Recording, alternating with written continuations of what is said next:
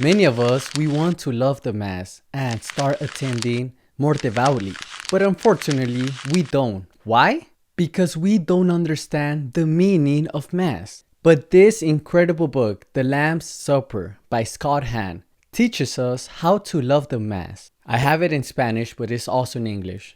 It was written in English. For those who do not know who Scott Hahn is, he is a very famous theologian who was formerly a Protestant. He converted after a lot of study, and after going to Mass one day, he realized that Mass was heaven on earth. Now he helps people ignite a passion for the Holy Scriptures. He is the author of many books, the most famous being Rome Sweet Home, Reasons to Believe, and The Lamb's Supper. Today we're going to review The Lamb's Supper. I have already read this book twice, and thanks to it, now I go to Mass daily. After hours and days of studying this book, in order to make this video, I will answer 3 important questions that will lead us to love Mass more deeply. The first, what is the history of the Mass, the meaning of Mass, and most importantly, why should we love the Mass? To understand the Mass, we have to look back and see what a sacrifice of an animal meant to the ancient Israelites. Number 1, it was an acknowledgement of God, a praise to God from whom all good things come. Number 2, an act of thanksgiving. Number 3, an agreement, oath, or covenant made before God. Number 4, a sorrow for sins, recognizing that that person deserved death and offering an animal in their place. And this is what the sacrifice of the Mass means for us today. As Scott Hahn said, it is not enough for Christ to have shed his blood and died for us. Now it is our turn to do our part. As in the old covenant, so in the new. If you want to mark your covenant with God, seal your covenant with God, renew your covenant with God, you have to eat the lamb, the Paschal lamb, which is our unleavened bread. It starts to sound familiar? Unless you eat the flesh of the Son of Man and drink his blood, you have no life in you. John 6 verse 53. The Eucharist is the Paschal lamb. The central sacrifice of the ancient Israelites was the Passover, which precipitated the exit of the Israelites from Egypt in the time of Moses. God commanded them to sacrifice a spotless lamb without any broken bones. The lamb's blood had to be placed on the doorpost so that the sacrificed lamb would die as a ransom in place of the firstborn in the house, because the angel was going to kill every firstborn. The question is, who is that spotless lamb without any broken bones? Jesus. Jesus had no spots, no sin. He was perfect. He was God. And he had no broken bones. Remember, when he was crucified, the Romans, they were breaking the bones of the other two, and they were going to do the same with Jesus, but they noticed he was dead already. So then they spear him in his side. And this is why John wrote, these things happen so that the scripture will be fulfilled. Now one of his bones will be broken. John 19:36. Jesus being called lamb means that he's going to be sacrificed. And that's what happens in the Mass. He takes the place of the lamb, thus dying as a ransom for us. And when we go to Mass, we renew that covenant with him. We also acknowledge that he rules, that we are grateful for his sacrifice, and that we are sorry for our sins. That's what it means when we go to Mass. Jesus' passion, his sacrifice, accomplished something that no other sacrifice of an animal did, which was the forgiveness of our sins, of our offenses. Only Jesus' sacrifice did that. The animal sacrifices didn't do that. The following is something that impressed me tremendously. Abraham and Isaac, they have a lot of similarity with Jesus. Isaac and Jesus were the faithful only sons. Isaac, like Jesus, carried the wood of his own death, as Jesus did with the cross. Jesus died on the Calvary, which was part of the mountain of Moriah, where God commanded Abraham to offer Isaac. The connection between the Old Testament and the New Testament are incredible, as you can see here.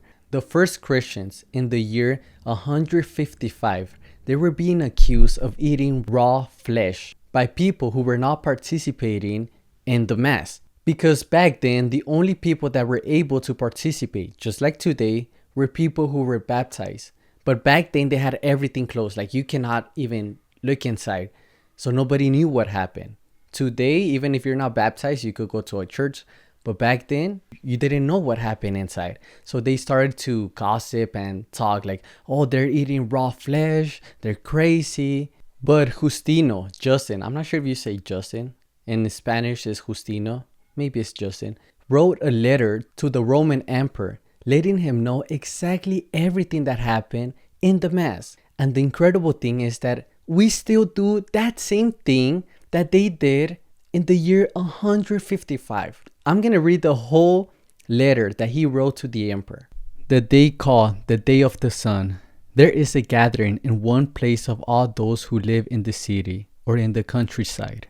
The memoirs of the apostles and the writings of the prophets are read, as long as possible.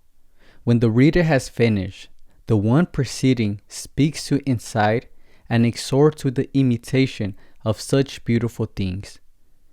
Then we all stand up together and pray for ourselves, and for all others wherever they may be, so that we may be found just in our lives and actions, and be faithful to the commandments, to thus attain eternal salvation.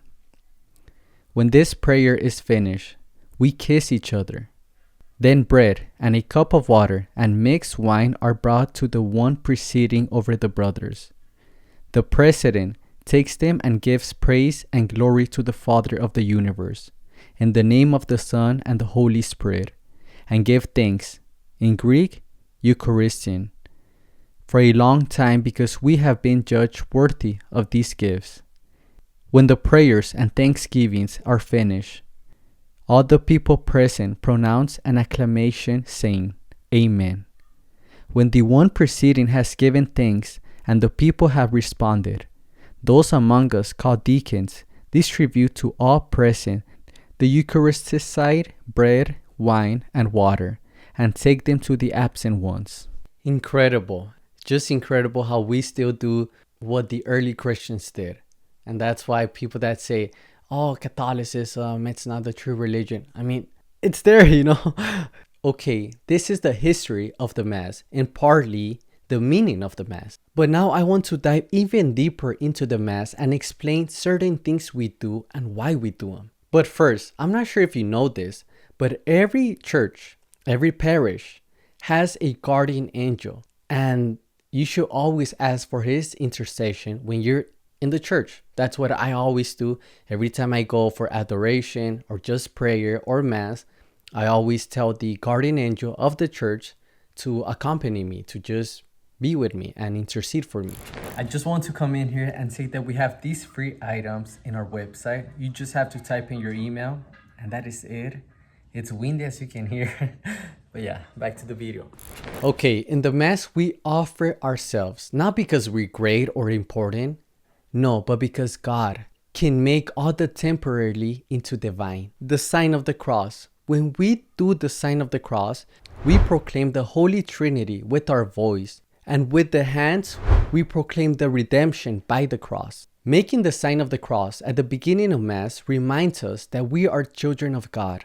And we renew our baptism oath. Satan is powerless before the sign of the cross of Jesus Christ. The beautiful thing about Mass is that at the beginning, we accuse ourselves of our sins. I confess to Almighty God and to you, my brothers and sisters, that I have greatly sinned in my thoughts and in my words. And you know the rest.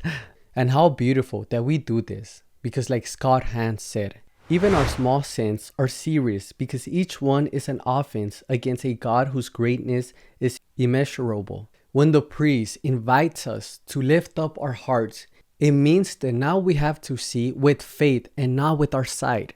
We must see how all the archangels, angels, martyrs, saints are all around us. And we sing with them, holy, holy, holy. That's what lift up your hearts means. It doesn't mean you should just put your hands like that. No. By the way, you shouldn't even do that. You should be like this. But it means to start seeing with faith and not with your sight. See all the angels, the archangels, saints, martyrs who are there with you, actually next to you in the celebration of the Mass. It means opening our hearts to the heaven that is before us. When the priest pronounces, "This is my body, this is my blood," he is speaking in the person of Christ. The priest becomes another Christ. That's why priesthood is such a beauty. When the priest says, "Through him, with him, and in him, O God Almighty Father, in the unity of the Holy Spirit, all glory and honor is yours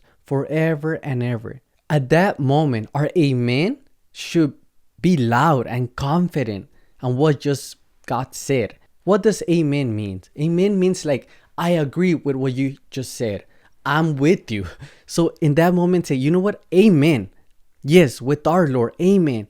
That's what the early Christians did. Every time in that part, they always said amen loud. Now, the communion. This is the most important thing of the Mass because we receive our Lord, body, soul, and divinity, like Scott Hahn said. Then we receive him in communion. We receive the very one who we have praised in the Gloria and confessed in the Creed. We receive the very one before whom we have pronounced our solemn oath. We receive the very one who is the new covenant, awaited throughout all human history. Understand this. Jesus, in his second coming, he's going to come with all his glory, super powerful. People, they're going to be even afraid of his greatness, and they're going to kneel, they're going to praise him. Well, that same God, that same Jesus, it's the same Jesus you receive in the Eucharist. Not an inch of difference. It's the same person. That's why it brings me sadness that people go and get communion with their hands all dirty after touching everything, who knows what, before going to Mass. They receive him like if it's just a piece of cookie, a piece of bread. No, that is our Lord. If our Lord, right now, think about this. If he appears before you, you're going to kneel, you're going to be even maybe shaking of his greatness, of his splendor. You're going to be happy, joyful. But when we receive the communion, we don't do that. We receive him just like it's a piece of bread. No, that's why we have to have the same love. When you're about to receive the communion, see beyond it and see that our Lord is truly present, body, soul, and divinity. Paul, in the first letter to the Corinthians 11:29, emphasized the importance of communion and the consequences of not believing. For anyone who eats and drinks without discerning the body eats and drinks judgment on himself. In the Mass, we receive the most powerful thing of all, which is our God. And in the same way as fire could get us warm or it could burn us, the same way happens with the Eucharist. Also, God, if we receive communion inappropriately or not believing, we will be punished. But if we receive him believing with devotion, we will gain heaven. Scott Hahn adds to this. To receive communion, therefore, is to receive heaven or seek the most severe punishment. If you have to remember only one thing from this video, remember this. Going to Mass is going to heaven. We don't just go to heaven when we die. That's if we make it to heaven. But we also go to heaven every Sunday when we go to Mass. Or daily if you go to daily Mass. It's not a symbol, but truly. In the 4th century, Saint Athanasius wrote, "My dear brothers, we don't come to a temporal banquet, but to an eternal and heavenly feast. We do not see it in shadows. We approach it in reality." Going to Mass, it benefits us greatly. First, because in the Mass, we seal and renew our familiar relationship with God himself. God gives us his own life in the Eucharist, so we can do what we weren't able to do before, to love perfectly and sacrifice ourselves completely. Scott Hahn adds to this. The Eucharist transforms us. Now we are capable of carrying out the same things we have done before, but making them divine in Christ, making each gesture, thought, and feeling an expression of love to the Father, an action of the Son in us. This is why we have to go to Mass with our eyes, ears, mind, and heart open to the truth that is present before us. Because if we don't go with love and devotion, we're going to be judged more severely. As Scott said, Grace received unworthily exposes us to much more severe judgment and consequences. In earthly courts, witnesses swear on the Bible. They put the hand on top of the Bible and they swear. At Mass, we swear the Bible, which is why we have to go with devotion. Look, each of us, we need the Mass. Like, we need it. It's a must. Because without it, we're going to be an easy prey for the devil. Scott Hahn explains this perfectly. We are fighting against spiritual forces, immense, depraved, malevolent forces. If we had to fight alone against them, we will be totally crushed. But there is good news. There is a way to have hope of overcoming. The solution has to be equal to the problem. Spiritual strength for spiritual strength. Immense beauty for immense ugliness. Holiness for depravity. Love for malevolence. The solution is the Mass, in which heaven comes down to save a besieged earth. If there's a word to encompass the meaning of Mass, it would be mercy. Look, God awaits us at Mass, and there's no need to knock. The door is already open. You just need to go, and God is going to be waiting for you with his arms open. In this video, we have seen the importance of the Mass. And if you're a young man and you want to be another Christ at Mass, in other words, the priest, then you have to see this video on the steps you have to take in order to enter seminary. Thank you so much and God bless you all. Ciao.